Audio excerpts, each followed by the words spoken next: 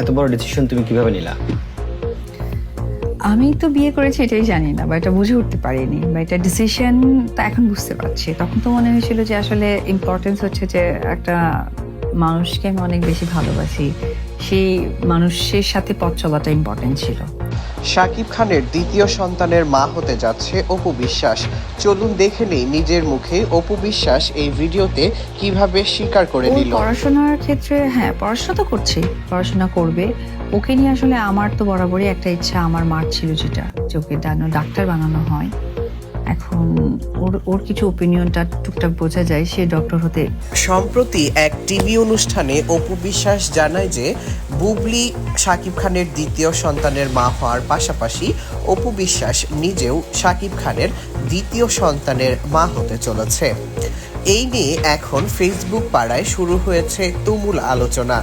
অনেকেই বলছে জয়ের পর এবার অপু বিশ্বাস তাহলে কি কন্যা সন্তানের মা হবে নাকি আবারও ছেলে সন্তান হবে।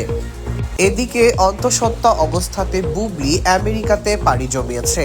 শাকিব খানের দ্বিতীয় সন্তানের জন্ম দেওয়ার জন্যই বুবলি চলে গেছে আমেরিকাতে। শোনা যাচ্ছে খুব শীঘ্রই শাকিব খানের দ্বিতীয় সন্তানের মা হতে চলেছে বুবলি।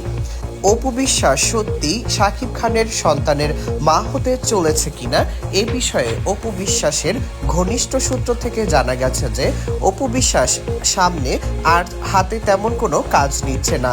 এতে করে বোঝা যাচ্ছে যে অপু বিশ্বাস নিজেকে এবং তার ফ্যামিলিকে সময় দিতে ইচ্ছুক।